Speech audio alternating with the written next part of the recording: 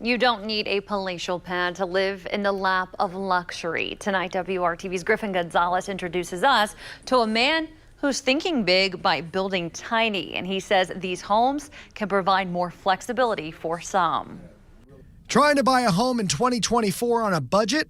Good luck. You would make the assumption with the increase of the interest rates, obviously buyer demand is going to go down. But demand is still sky high. Mark Deedle is the owner of Mark Deedle Realty, and he feels the high demand is a result of a supply issue. People are staying in their homes longer now than they did statistically 5 to 10 years ago. So those homes aren't coming onto the market. According to the National Association of Realtors, it's hitting first-time home buyers the hardest.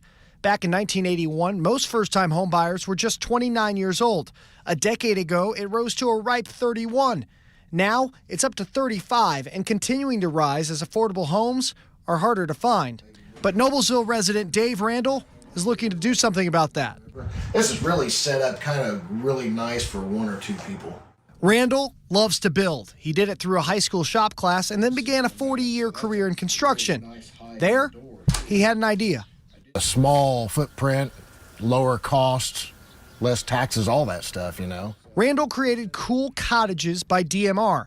They specialize in creating miniature homes like this one on a trailer with a footprint of just 280 square feet. Got a lot of architectural details and high-end appliances, fully equipped. This is the first one he has created, a high-end model. It's listed for $115,000. But he hopes he can help fill a hole in the market for those looking for affordable, high-quality housing. Carmel's median house price peaked at about $575,000. If you have a house like this that's $80,000 to even $150,000, that's affordable. For Dave Randall, it's about giving someone a place to call home. It can be a life-changing thing for somebody that can't buy a house, you know, to be able to buy something a lot cheaper than the market and live there their whole life. Reporting in Noblesville, Griffin Gonzalez, WRTV News. Randall hopes to continue building these homes, but one big challenge is the issue of zoning. That said, some communities have begun making special exceptions for groups like the elderly.